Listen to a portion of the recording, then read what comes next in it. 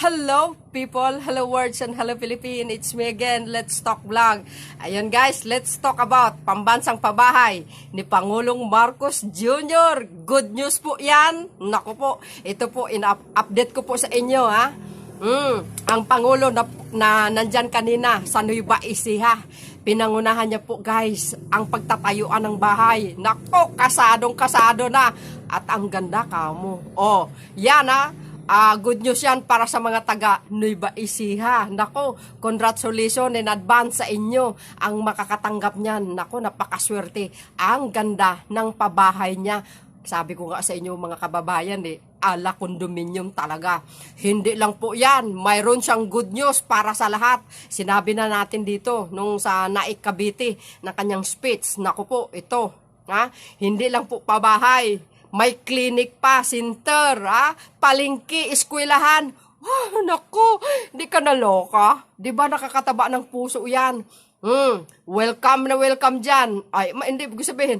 Siyempre, makikinabang din ang mga anti-Marcos at Dilawan. O, di ba, social? Saan kayo dyan? Marcos administration lang, mga kakababayan. Ako'y natutuwa. Talaga naman, oo. O, nakakataba ng puso pag ganitong Pangulo na iboboto mo ay yung mga sinasabi niya. Hindi lang salita, guys. Ginagawa. Diba? Kaya, ay natutuwa ako talaga kanina, no? At nagpakaganda talaga ng area. Siyempre, ito po ay natutuwa din naman ang ating mga Marcos supporters, mga loyalists, guys. So, ayan, panoorin nyo po ang kanyang video. Ito, update ko sa inyo para naman. Update kayo lagi. And don't forget guys to like our video. Maraming salamat po sa inyong panonood. Ayan. And see you guys on my next live and videos. Ayan, mag-ingat kayo. At bye, bye, bye. Babush! Bye guys.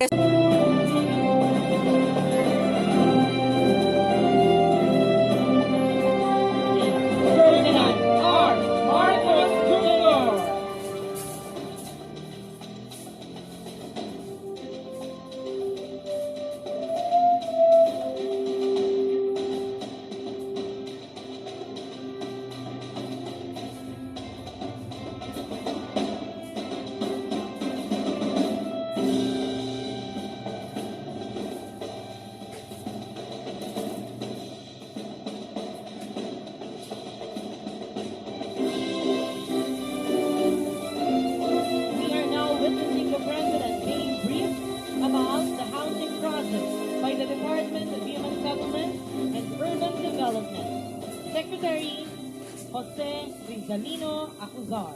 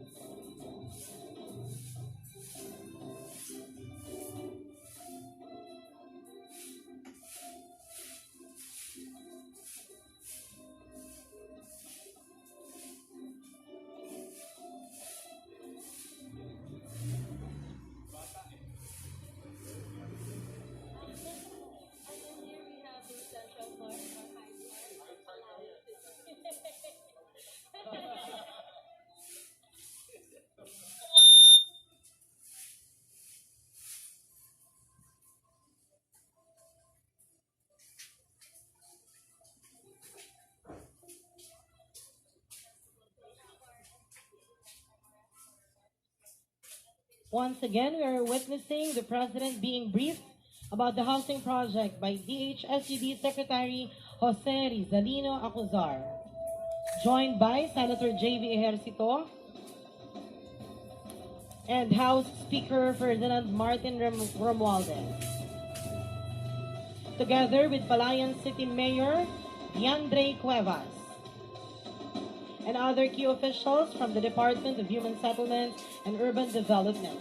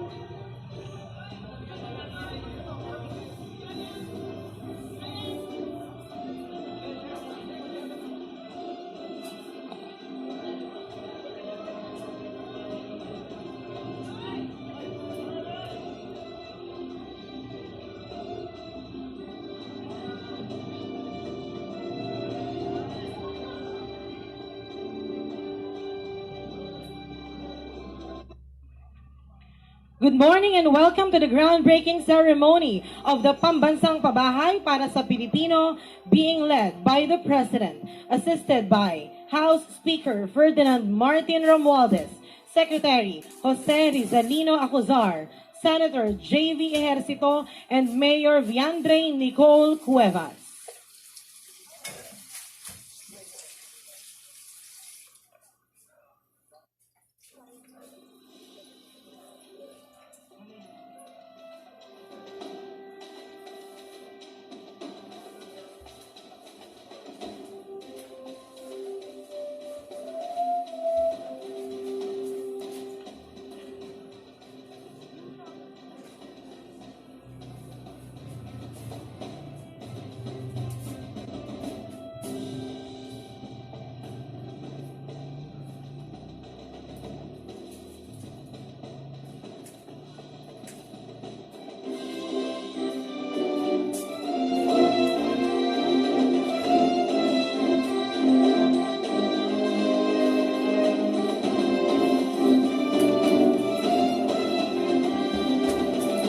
We are now witnessing the turnover of the newspaper and the blueprint which shall be placed inside our time capsule.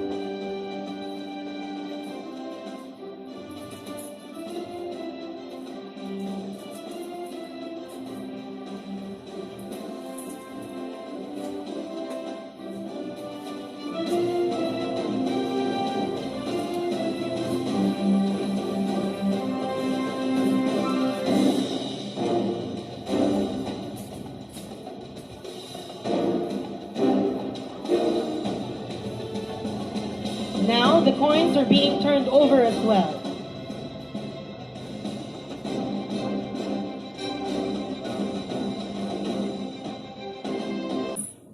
Now, to give us a message and to introduce our keynote speaker, may we call on the HSUD Secretary Jose Rizalino Acuzar.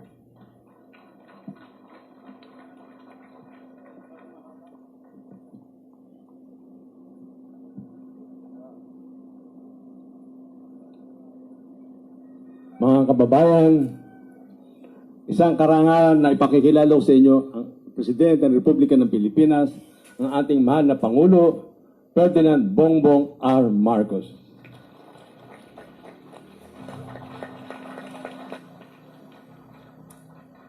Maraming salamat, Secretary Jerry. Please.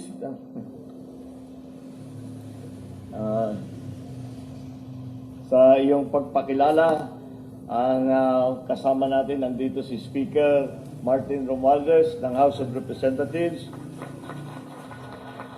Ang ating kaibigan, si Senador J.B. Ejercito, who was instrumental in passing the law to create hindi lang Department of Housing, kung hindi Department of Human Settlements. Kaya kung makikita ninyo, yung mga plano na nailagay diyan, hindi lang bahay, hindi lang apartment, kung hindi may palengke, may eskwelahan, may clinic, malapit sa trabaho, lahat yan. Yun ang concept ng human settlements. Binuhay niya. Nung nawala, nung 86, binuhay ni ating butihing senador, Senator J.B. Ejercito. And the Palayan City Mayor Viandre Nicole Cuevas na nga pala, meron kaming common halos 11 years ako sa London, siya nag 12 years sa London. Kaya kung makikita mo yung mga design na ginawa niya, biochemist yan, hindi arkitekto. Pero natuto na eh. Kaya makita ninyo yung mga design, naiba ng kaunti. Mabuti naman yan. At para naman, ang pakiramdam natin ay hindi basta't pare-pareho. Meron tayong mga nakikita sa ibang bansa na kuminsan yung tinatawag na tenement housing. Marami nga, pero hindi magandang tiraan dahil malayo sa trabaho at hindi maganda yung design. Hindi ka magiging proud na ikaw ay may-ari dun sa apartment na yon. So, mabuti na lang at mabuti na nabigyan ako pagkakataon na makakasama kayong lahat dito sa groundbreaking natin. At ito ay nagpapatunay lamang ang aming tuloy-tuloy na ginagawa para magpabahay ng milyon-milyon na tao na Pilipino na hanggang ngayon ay wala pang sariling tirahan. At siguro, pag tinignan natin na mabuti, ang mga numero ay milyon-milyon talaga. Ang walang matirahan. Kung saan-saan na lang tumitira, yung iba naging squatter na. Hindi lamang ito yung walang trabaho o yung galing sa labas na nag-squatter lang.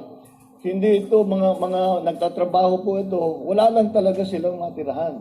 Kaya nakakaawa naman at nagsusumikap sila.